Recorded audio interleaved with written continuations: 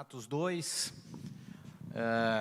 do versículo 36 ao 47. Diz assim a palavra de Deus: Esteja absolutamente certa, pois, toda a casa de Israel, de que este Jesus que vos crucificastes, Deus o fez Senhor e Cristo. Ouvindo estas coisas, compungiram-se-lhes o coração, e perguntaram a Pedro e aos demais apóstolos: Que faremos, irmãos? Respondeu-lhe Pedro: Arrependei-vos, e cada um de vós seja batizado em nome de Jesus Cristo para a remissão de vossos pecados, e recebereis o dom do Espírito Santo, pois para vós outros é a promessa para vossos filhos e para todos que ainda estão longe, isto é, para quantos o Senhor nosso Deus chamar. Com muitas outras palavras deu testemunho e exortava-os, dizendo: Salvai-vos desta geração perversa.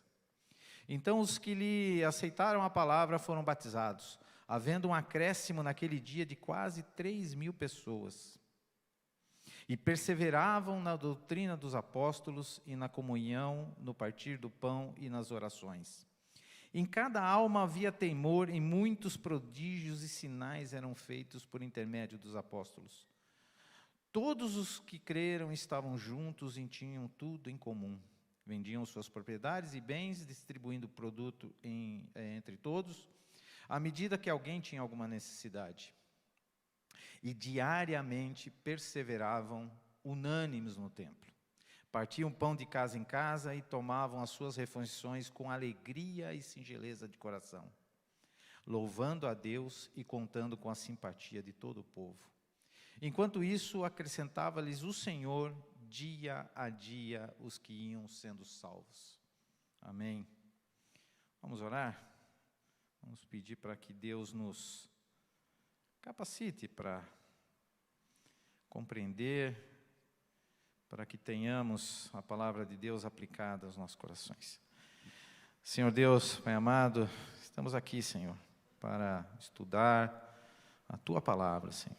Tua palavra que foi aberta, lida, e que agora te peço, Senhor, que Tua mensagem seja colocada diante de nós e seja aplicada aos nossos corações.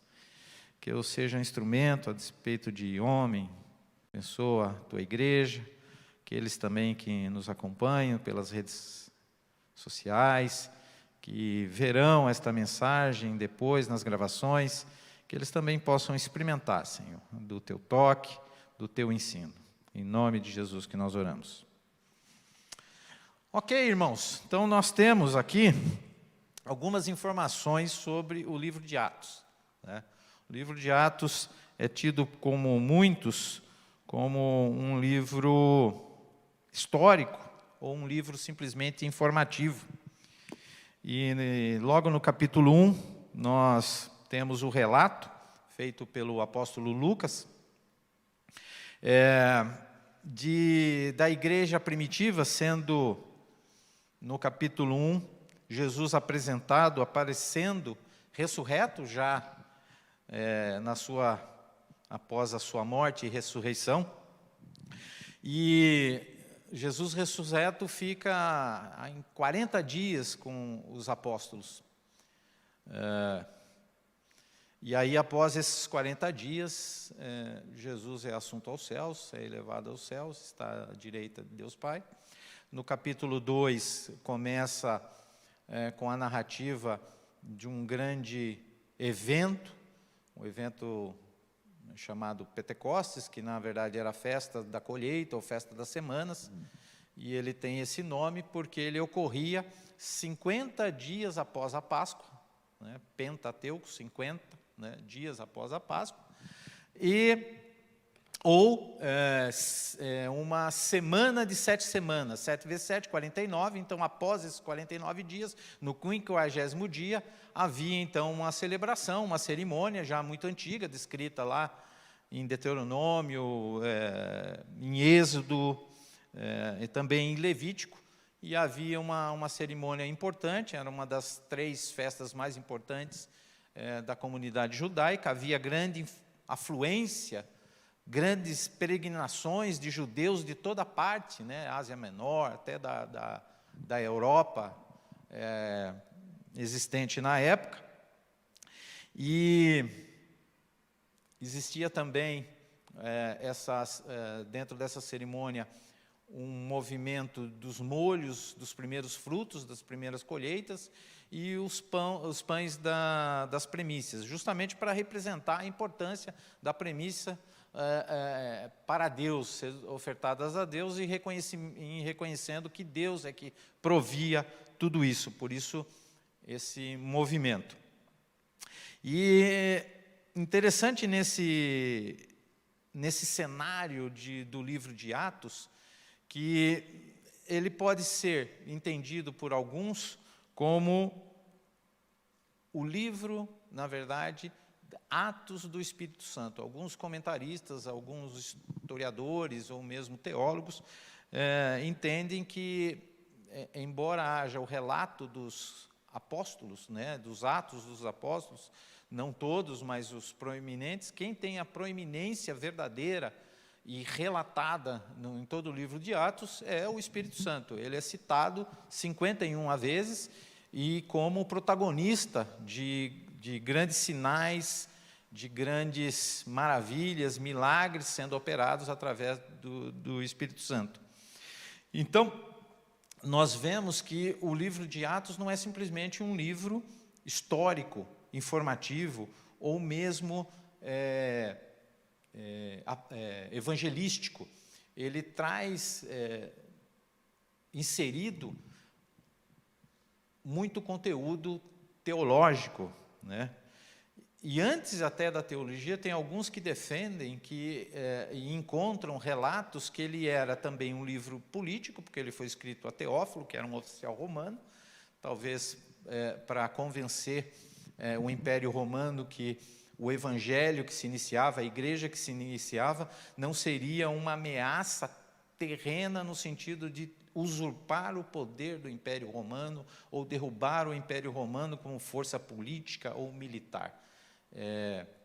Não tinha esse intuito, né? E interessante de que alguns comentaristas, nessa ideia de um livro altamente teológico e de proeminência do Espírito Santo, Stanley Horton, um dos comentaristas de Novo Testamento, ele chega a propor um título ampliado, eu até anotei aqui porque ele é longo: Atos do Senhor ressuscitado pelo Espírito Santo na igreja e através dela. Veja a extensão do título, né? Evidentemente fica um título longo, extenso, mas sinaliza o conteúdo e a importância desse livro para o cristianismo e para a igreja crescente. Então, nós vemos que nessa ideia de conteúdo teológico no livro de Atos, não simplesmente um livro histórico, nós conseguimos enxergar dentro dele e aceitar essa teologia, porque nós temos os relatos e a descrição de uma continuação dos propósitos de Deus. Desde da narrativa da criação, em Gênesis 1, a Bíblia vem trazendo todos os atos e os propósitos que Deus tinha, e aqui no livro de Atos, que seria para alguns somente esse livro histórico, a gente tem essa narrativa de Deus intervindo na história, através de atos poderosos, através do Espírito Santo, como está em Atos 2, 23. Se você olhar aí no versículo 23, você vai ver claramente essa ênfase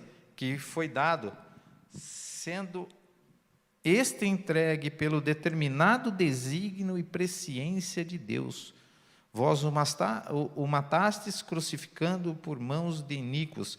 Isso está na descrição do Antigo Testamento, como viria Jesus e como ele seria tratado. Também a gente tem no livro de Atos 2, a partir não só do capítulo 2, mas desde o começo, a missão dada por Jesus e a mensagem que deveria ser proclamada. lá no capítulo 1, versículo 8, a gente tem isso, de certa forma, a grande comissão, que também está lá em Mateus, mas a gente vê essa ordenança de o que os discípulos deviam fazer, onde eles deviam estar e como eles deviam propagar a mensagem. Também a gente vê a vida cristã e comunitária, como os primeiros cristãos viviam e qual era a doutrina, e a gente vê vários relatos, e perseveravam na doutrina dos apóstolos, e perseveravam na doutrina e no ensino e nas orações. Também a gente vê um outro aspecto extremamente extraordinário da vida cristã e da palavra de Deus e do Evangelho, que é a inclusão dos gentios na salvação. A inclusão dos gentios, eu, você, nós, no plano da salvação.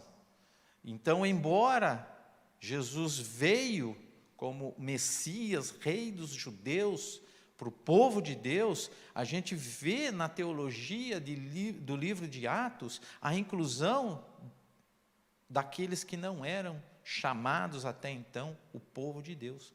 Hoje nós podemos ser o povo de Deus, eu e você somos o povo de Deus, porque nós fomos incluídos gentios, gregos, romanos, estrangeiros de toda parte, no plano da salvação de Jesus. E até temos a descrição como a igreja deve ser organizada e governada. Eleição de diáconos, presbíteros, um modelo organizacional, assistencial até, e nós vemos que isso foi orientado e até como apresentado como mecanismo. Então nós vemos que ao longo desse livro nós temos muita teologia e temos muito ensino, simplesmente não só relatos de atividades e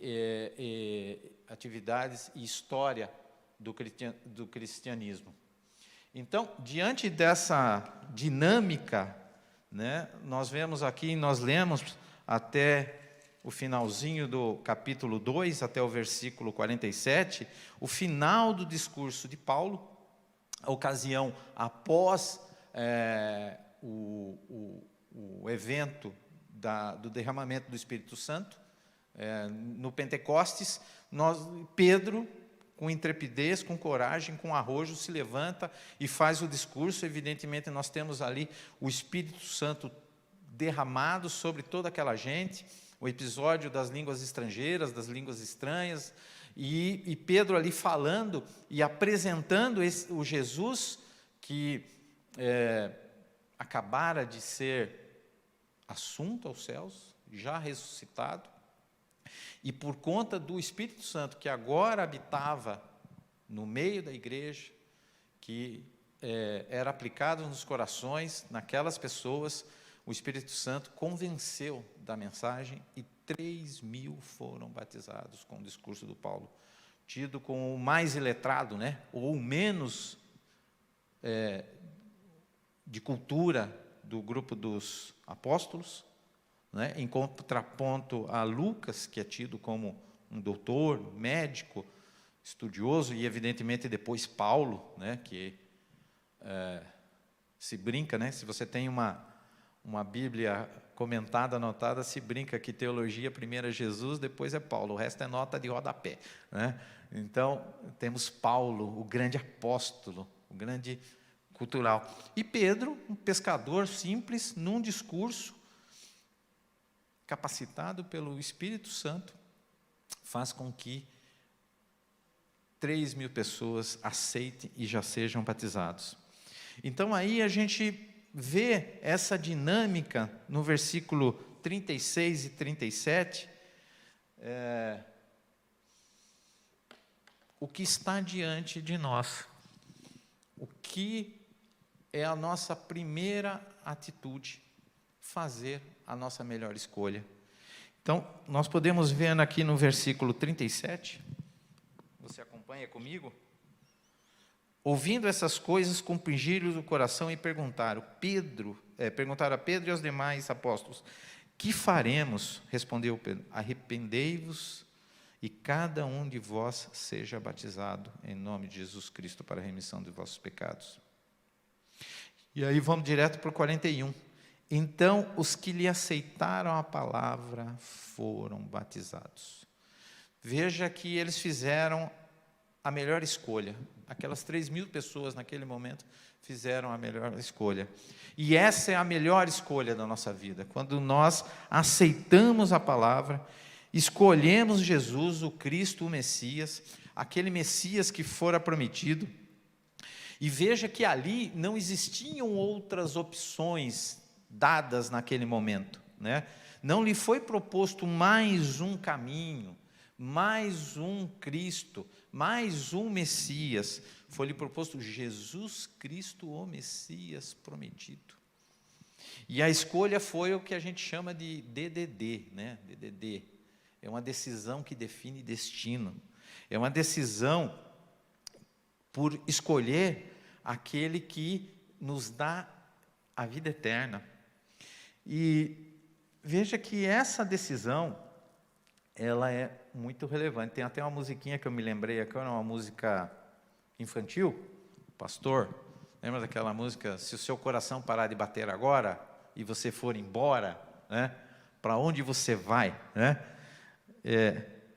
É engraçado, será que as crianças não ficam... Eu não me lembro dessa música quando eu era criança, né? Mas parece que dá um medinho, né? Para onde você vai? Não, você não tem que ter medo, né? Pelo contrário, você tem que ter alegria para onde você vai, né? E era essa uma dúvida cruel, né? Eu até... É importante dizer que faremos, irmãos, né? E aceitaram a palavra, como a gente já disse, né? E aí a dúvida é essa aqui. Aí, falando da musiquinha, tem até a cifra dela aqui, ó, né? Aí, pastor, dá ensaiando aí para o final, ó, né? Tem aqui, coloquei, né? Então, a dúvida é essa aqui, ó.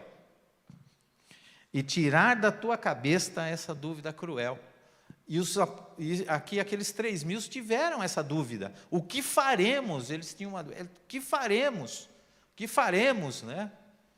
Jesus Cristo te estende a mão para te dar a salvação. E foi isso que eles aceitaram.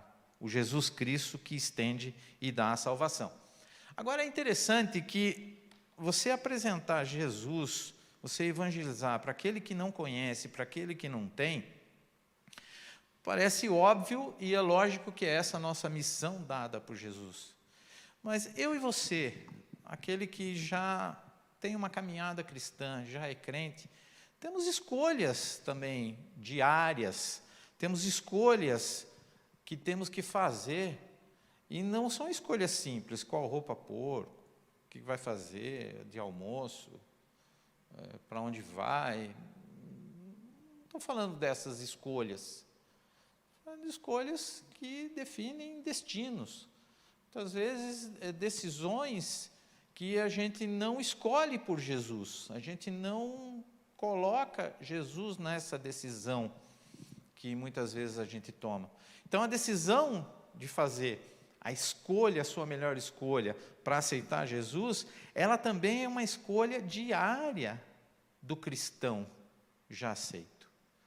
Nos negócios, nos relacionamentos, nas palavras, nos pensamentos, no agir. Então veja que essa escolha ela tem que fazer parte de nós também. E nós diariamente resgatarmos qual é a nossa melhor escolha. E fazermos essa melhor escolha, que é escolher Jesus. Que é aceitar a palavra de Jesus em todas as nossas escolhas e todas as nossas decisões que tem. E por que a gente não faz isso, né? Porque a gente muitas vezes tem muitas escolhas, a gente se distrai. Eu quero ilustrar essa dificuldade que nós temos e que nos atrapalha e até esquecemos que nós temos que escolher Jesus com isso aqui. Isso aqui é real, gente, chama Sapporo Water, é uma água japonesa. Onde já se viu? Você vender água diet, né? O japonês vende água Diet, e é bem vendida lá, sabia, pastor? A Sapporo é como se fosse a Ambev, nossa aqui, né? Então são tantas opções que nós temos, a ponto de ter água Diet, né? E se ela não tem gordura, se ela não tem açúcar e sabor, evidentemente é água, né? Porque a gente ainda tem dúvida que ela pode nos ajudar a emagrecer, né? E é assim a nossa vida, né? A gente é colocado em várias opções de decisão que muitas vezes a gente imagina que é só mais uma opção inofensiva, e muitas vezes ela exclui a melhor opção. E escolher entre muitas opções, de fato, é um problema. Existe um livro dessa autora, chama A Arte da Escolha, ficou miudinho aqui, né? E ela diz que vivemos na era do Starbucks. Starbucks é uma rede de cafeterias internacional, tem em muitas partes, grandes cidades. Nas grandes cidades internacionais se tropeça uma. E quem já teve a oportunidade de ir numa cafeteria dessa, em São Paulo tem, Rio de Janeiro também, a quantidade de opções de cafés e de combinações de bebidas quentes e frias com café, e muitas vezes combinações de café de outras partes do mundo, da Indonésia, da Colômbia, da África, do Vietnã.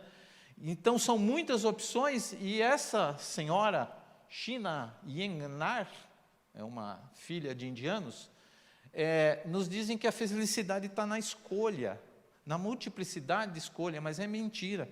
Quem tem muita opção escolhe o pior. E está aqui um pouquinho da história dela, não vamos ater, né? Ela é filha de imigrantes, ela é canadense, filha de imigrantes indianos, mas o interessante é que ela estuda escolhas por conta da sua situação pessoal. Ela é cega, ficou cega totalmente aos 13 anos, mas desde os 3 ela tem a dificuldade de visão, e ela, imagine, desde os 13 anos ela tem que escolher a partir da descrição de outras pessoas. Outras pessoas têm que descrever o que está diante dela para ela poder tomar as decisões de escolha que ela tem.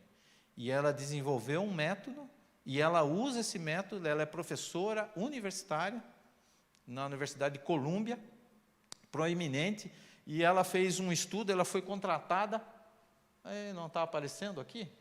Está aqui, né? Que chama Estudo da Geleia. Olha só que interessante, foi feito lá na Califórnia, e uma fábrica de geleias tinha 24 sabores de geleias expostos. Na verdade, lendo o livro, ela tinha 38 sabores de geleia, e expunha 24. E não estava aumentando as vendas.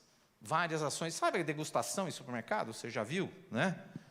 E não aumentavam as vendas. E aí contrataram ela, porque as pessoas não estavam comprando, né? E aí eles resolveram diminuir a quantidade. Colocaram só 6 sabores. E aí as vendas aumentaram em 30%. Então, muitas opções confundem e geram insatisfação. Porque a gente fica... Você já teve aquela sensação de que, puxa, eu comprei esse, mas eu podia ter comprado o outro, porque tinha outra opção, né? Muitas opções. Sendo que nós temos uma única opção, e nós temos que lembrar dela, que é Jesus em tudo, né? E as escolhas são tão importantes que Deus já vai nos preparando e nos alertando de longa data, desde o Antigo Testamento, que nós temos e nós teremos sempre propostas e escolhas entre vida e morte, bem e mal. Isso vai ter sempre na vida do cristão. Então, escolhe, pois, a vida. Está lá no Deuteronômio 30, se você abrir, é o 4º discurso de Moisés.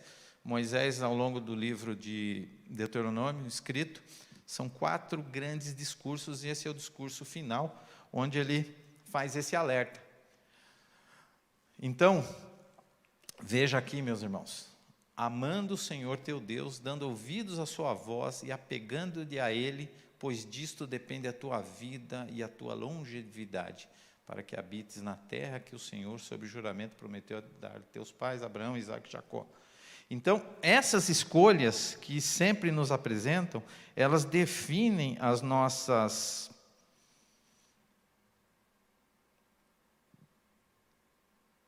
decisões e consequências futuras.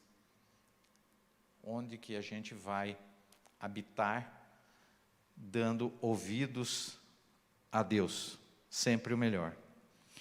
Então, nós vemos a necessidade de aqui manter o foco, porque é dando ouvidos, dando ouvidos. É uma ação contínua, gerúndio, ou present continuous, se você preferir, mas é o gerúndio, dando, não é assim, dê um dia ouvidos, ouça um dia ouvidos.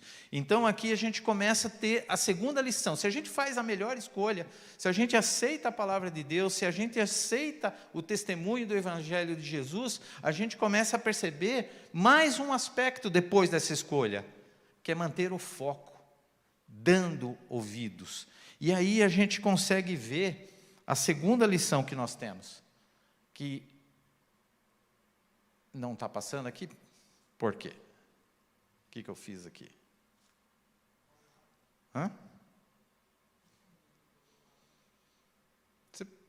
Tem alguém lá? É ali? Não.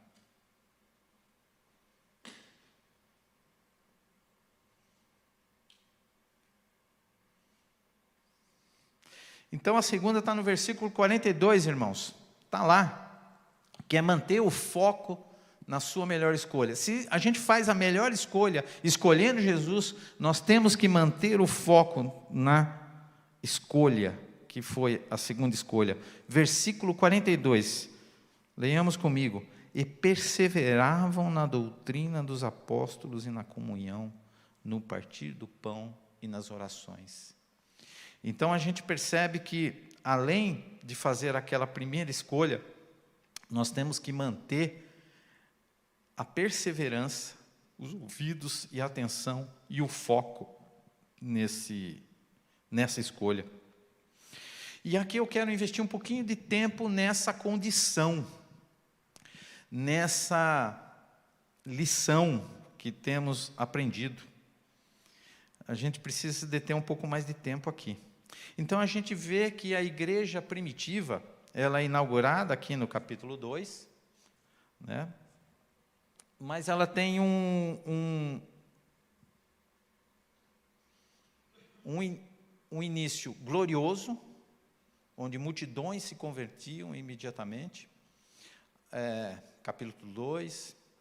Capítulo 3, começamos a ver os milagres de Deus operando ali, no meio do povo. O primeiro milagre relatado foi a cura do coxo ou do paralítico na porta do templo, por Pedro, né? E aí a gente tem o início das perseguições da igreja, né? A gente tem o início das perseguições das igrejas, a oposição sendo ali iniciada. E nós vemos no capítulo 4 o início dessas perseguições, no capítulo 5 também. Então, nós vemos ali que no capítulo 4, no versículo 17 a 21, nós temos ali os apóstolos sendo levados ao sinédrio, e no sinédrio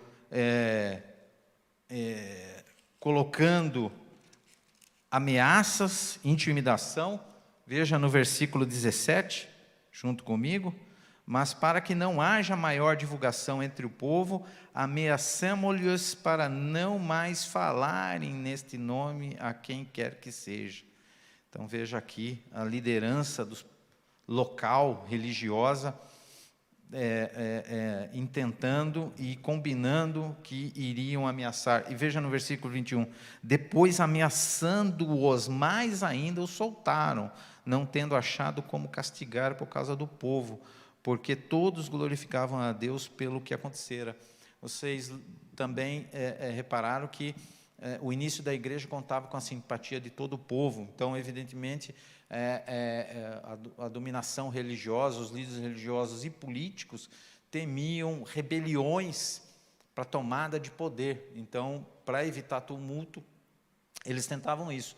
E a gente vê também aí uma coisa peculiar, né, que a corrupção. Então, se nós tínhamos uma perseguição externa, ameaças externas das lideranças, a gente vê aí um problema interno. Ananias e Safira, né? Vocês têm aí no relato que vendiam, a gente leu, que vendiam as propriedades, colocavam tudo comum, se iniciavam a vida comunitária ali no meio da igreja, e vendiam tudo e colocavam à disposição. E aí a gente vê Satanás no meio da igreja já tentando criar problemas através da corrupção. Porque Ananias e Safira, por que isso aconteceu? Né? A gente pode inferir, pode especular, talvez, de que eles queriam algum destaque no meio da igreja.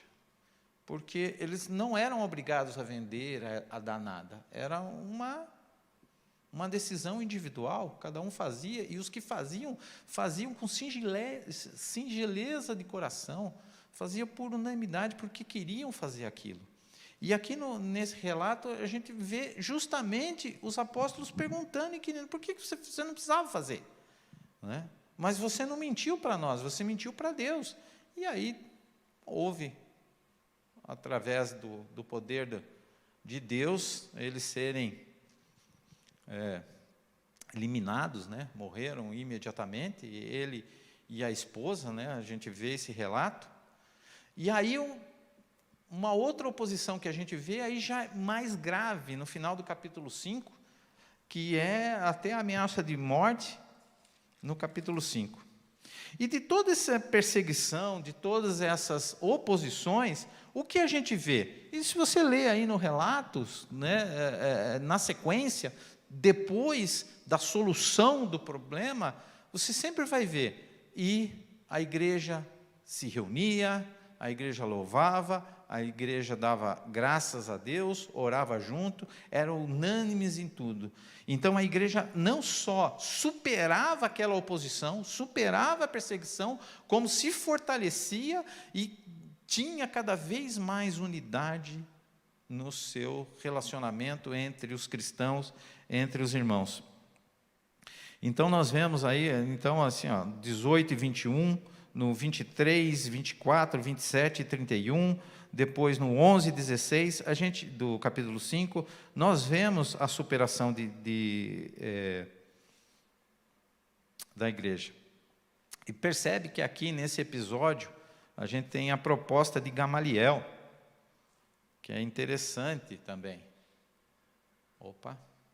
Não coloquei aqui no slide, mas a gente vê no versículo 34 e 39, a proposta que Gamaliel fez, também um dos doutos da lei, treinou Paulo, né? Paulo foi da sua escola, foi consultado, e veja que a decisão de Gamaliel, vamos ler no versículo 5, ou no capítulo 5, 34, né? O parecer de Gamaliel. Mas, levantando-se ao sinédrio, um fariseu chamado Gamaliel, mestre da lei,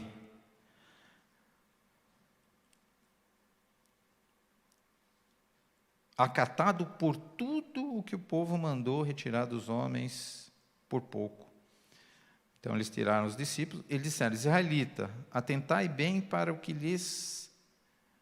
ides fazer a esses homens, porque antes desses dias se levantou Teudas, insinuando ser ele alguma coisa, no qual se agregaram cerca de 40 homens, mas ele foi morto.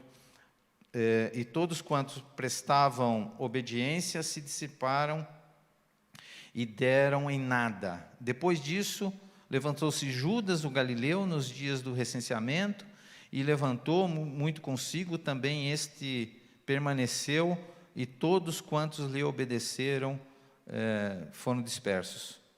Agora vos digo, dai de mão, deixa passar, estes homens, deixe-os, porque se este conselho ou esta obra vem de homens, perecerá. Mas se é de Deus, não podereis destruí-los, para que não sejais, porventura, achados lutando contra Deus e conosco.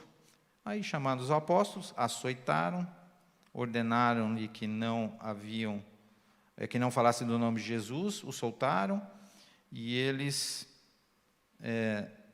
se retiraram do sinédrio, regozijando-se, porém, sido considerados dignos de sofrer afrontas por esse nome. Então, você veja, os apóstolos se acharam dignos de sofrer pelo nome de Jesus. Então, a gente percebe que os apóstolos também sofreram oportunidades de escolher outras doutrinas, outras seitas, outras heresias. Existiam outras pessoas. Mas aqui é interessante a proposta de Gamaliel, que ela é sábia, humanamente falando. Mas, como eles não tinham o Espírito Santo, não tiveram discernimento espiritual para entender que aquilo já era a obra de Deus, já era o Evangelho sendo propagado. E por que eles fizeram isso? Porque simplesmente eles menosprezaram a igreja que se iniciava. Humanamente, eles entendiam, isso aí é mais uns doutos, isso aí não vai dar em nada. Como foi Teudas, como foi Judas o Galileu, não vai dar nada, vão já se dispersar. Né? É lógico que era sábia, porque também Gamaliel, como douto da lei, ele sabia que se era uma obra de Deus, ia prosperar. Só que ele não cria que Jesus era o Messias. Eles não criam que aquilo era de fato uma obra de Deus. Eles criam que era mais um movimento, ou político, ou de uma seita, ou de alguém que queria se tornar proeminente, né, ou algum lunático naquele processo. E aí, nós vemos que, de fato, a igreja se fortaleceu. Mas eu quero agora, como eu disse, nos ater no capítulo 6, que é a escolha dos diáconos. Eu acho que isso foi um problema.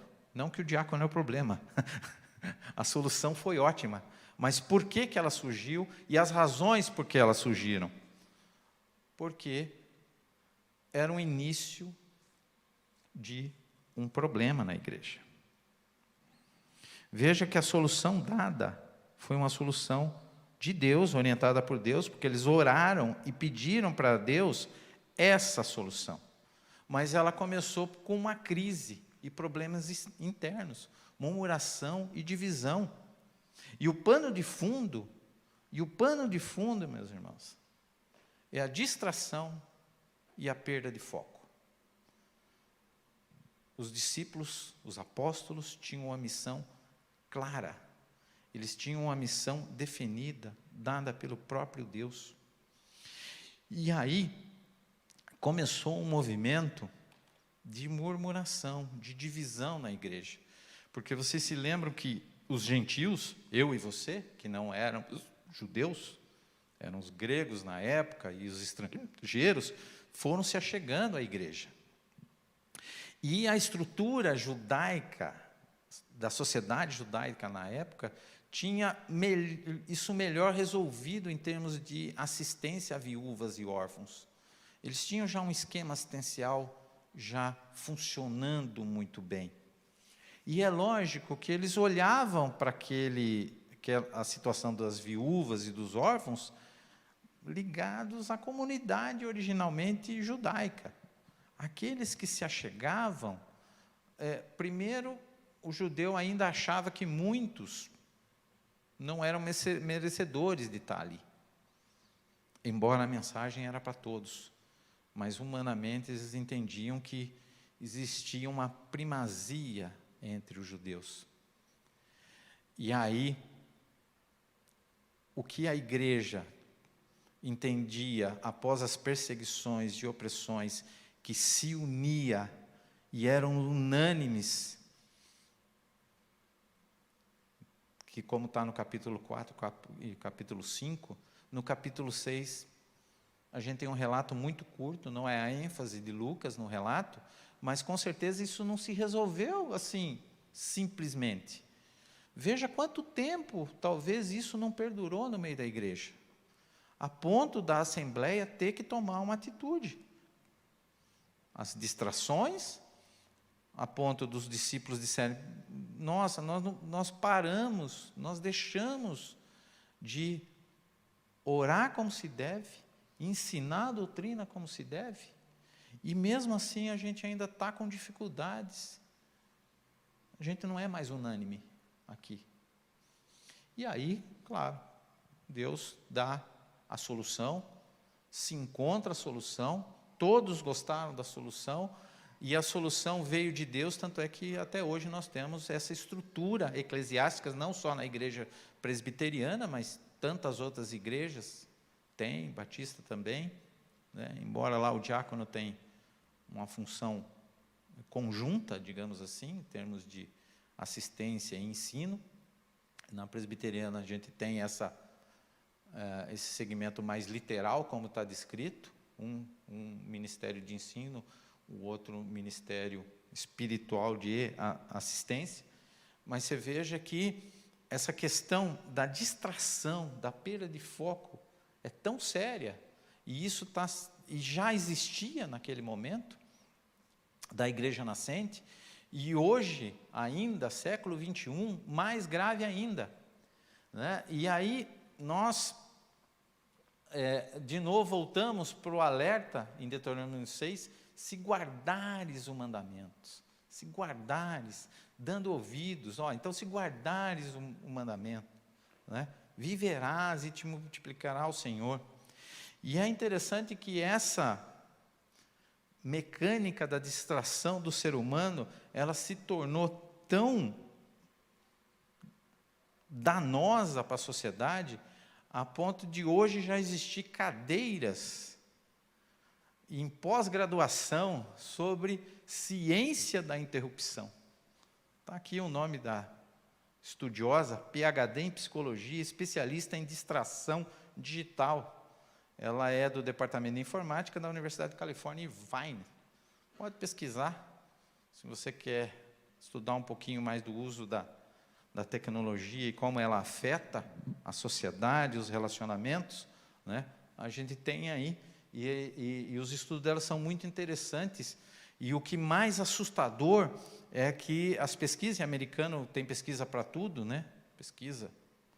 E o relato de quanto tempo nós necessitamos para retornar a atenção àquilo que foi interrompido. E o quanto aquilo toma o nosso tempo ao longo do dia. Tem estudos que demonstram que 1/4 do nosso dia é só feito de interrupções. Interrupções. 1/4 do nosso dia chega a ser... Eu às vezes gosto disso, né? Minha esposa vai ficar brava, mas eu adoro uma caixa do nada. Quem conhece a caixa do nada aí, né? As mulheres adoram a caixa do nada. O que você está fazendo? Nada. E é nada mesmo, acreditem, né? O que você está pensando? É nada, né? Aí tem um pastor que diz, o pastor Claudio Lati fala disso, mas não é dele, ele repete, eu esqueci o nome do pastor original, ele diz que o homem é o único ser capaz de ter morte cerebral e continuar vivo, né? Então, às vezes, o homem está sentado, o que você está vendo? A televisão está lá, não estou vendo nada. Como está vendo? Está assistindo aí? Então, a distração hoje é um fenômeno. E, de novo, a distração, ela nos afasta, muitas vezes, de Deus. Não porque simplesmente a gente quer ficar longe de Deus, e sim porque a gente vai se distraindo, interrompendo a nossa atenção. O mundo nos oferece muitas escolhas, muitas opções, e quando, sem perceber, nós tiramos o foco, os olhos de Deus. E é impossível não lembrar do episódio, né, de Mateus 14, lá no versículo final do capítulo, 28, 31, Jesus andando sobre as águas e quando chama Pedro. E você veja que Pedro foi ao encontro do mestre, e a gente com certeza já ouviu muitas pregações, muitos estudos sobre esse relato, e é comum até nós criticarmos Pedro, né? Você é um iletrado mesmo, né? Tirou os olhos de Jesus, aí afunda mesmo, né? Mas assim, eu quero trazer um outro aspecto aqui dessa dinâmica, né? Quantos de nós teria a coragem de sair do barco? Jesus, eu vou aí, né? Depois que está na água e ele começar a afundar, dizer que ele se distraiu, e de fato ele se distraiu, de fato ele tirou os olhos de Jesus, de fato, sem ter o foco e a atenção e os olhos de Jesus, a gente afunda. De fato, a gente fica com medo do que está em volta. Mas assim, ele estava na água, você tinha coragem? Jesus, quero ir aí. Quero ir aí, Jesus. Pedro, impetuoso, queria experiência de fé, queria estar junto de Jesus, não importava aonde, ele viu aquilo como extraordinário. Eu quero experimentar, eu quero colocar minha fé em ação, eu vou andar com Jesus, eu vou lá. Então, Pedro não era nenhum neófito, nenhum incrédulo, né? Ele reconheceu Jesus, estava lá. Como tem outro relato, é um fantasma. Não é Jesus, eu quero ir aí, Jesus. Deixa eu ir aí. Mas mantenha o foco. Importante que Jesus o resgatou. Jesus o trouxe de volta à tona. Estendeu a mão. Porque ele voltou a olhar para Jesus. Então, se guardassem o meu mandamento. Né? E diante disso, a gente vê que, fazendo a escolha, a nossa melhor escolha, mantendo o foco nessa nossa melhor escolha, a gente começa a perceber que tem mais ainda com relação a isso. Tem mais. E o que é mais? É usufruir da nossa melhor escolha. Usufruir os benefícios da nossa melhor escolha. Está aí no versículo 43 do capítulo 2. Vamos acompanhar. Em cada alma havia temor, e muitos prodígios e sinais eram feitos por intermédio dos apóstolos. Veja que tem aqui uma promessa, muito mais que uma promessa, um relato de acontecimentos, sinais e prodígios aconteciam. Aqueles que tinham temor, aqueles que aceitaram, que fizeram a melhor escolha, que mantiveram o foco. E lá no versículo 21 está: e acontecerá que todo aquele que evocar o nome do Senhor será salvo. Então, a salvação nos traz esse benefício extraordinário, nos traz esse benefício maravilhoso da grande escolha. Veja no capítulo 5, no versículo 12 a 15, também uma promessa absolutamente maravilhosa de benefício. De novo, muitos sinais e prodígios eram feitos entre o povo pelas mãos dos apóstolos, e costumavam todos reunir-se de comum acordo no pórtico de Salomão. Mas desses restantes, ninguém ousava juntar-se a eles, porém o povo lhes tributava grande admiração. E crescia mais ainda a multidão de crentes, tanto homens como mulheres, agregando ao Senhor. Olha só, versículo 15.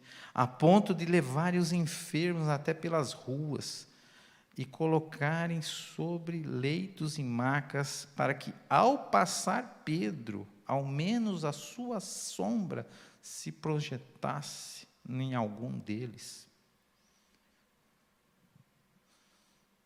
Dá para imaginar o que era essa igreja nascente, essa igreja de sinais e prodígios, como propósito de Deus para mostrar o seu poder através do Espírito Santo.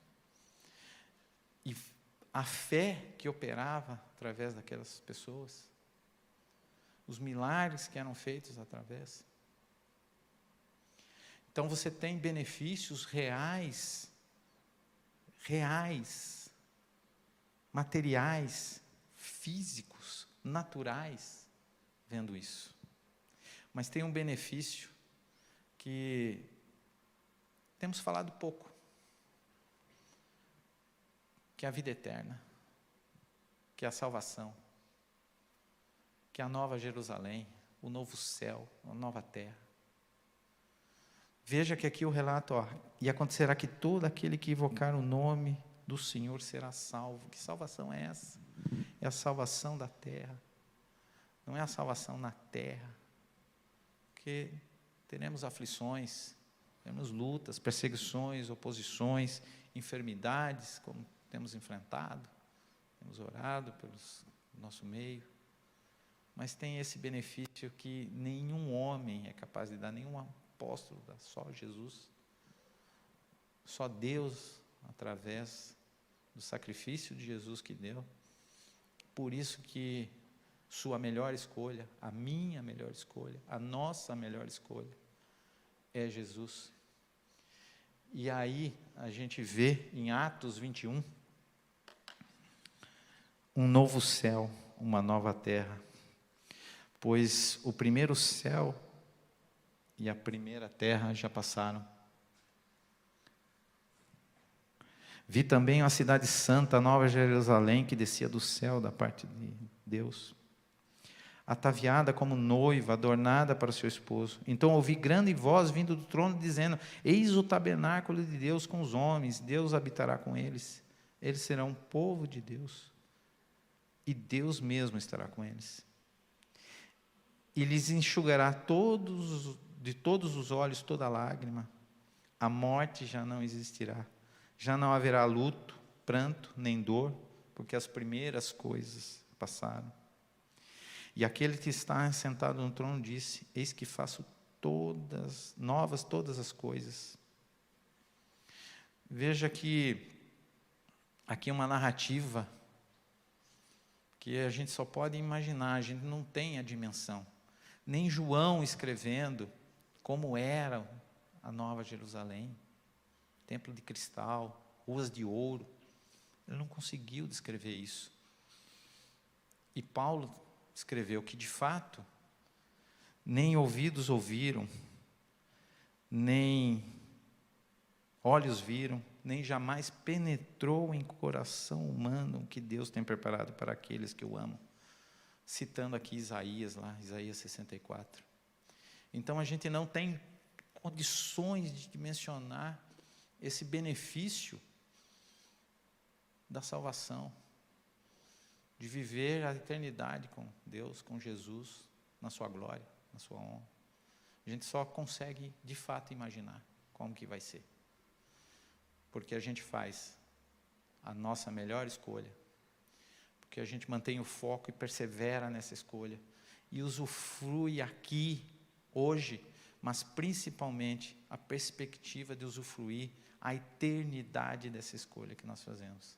Então, o que eu quero propor para você que já conhece Jesus, aquele que já tem Jesus como caminhada, como seu Salvador suficiente, mas também aquele que não conhece, que experimente, que aceite a palavra, que tem esse benefício para você da salvação. Quero orar, fazer uma breve oração para encerrar e pedir para que Deus nos dê essa perspectiva de, mesmo só imaginando, o que vai ser. Vamos orar? Vamos baixar a nossa cabeça. Senhor Deus, Pai amado, te louvamos, te glorificamos, Senhor, porque fizemos a nossa escolha. Estava diante de nós escolher a vida ou a morte, o bem ou o mal. E nós escolhemos o bem, a vida, e mais do que isso, o benefício da vida eterna. Nos ajuda, Pai, a não perdermos esse foco, de que a cada dia tenhamos as escolhas diárias e tenhamos o benefício diário dessa escolha que fazemos. Nos ajuda a não nos distrairmos, não perdermos o nosso foco. Nos ajuda, Pai, a termos sempre um caminhar seguro em Ti. E mesmo que nem ouvidos olhos viram, que nem coração nenhum penetrou.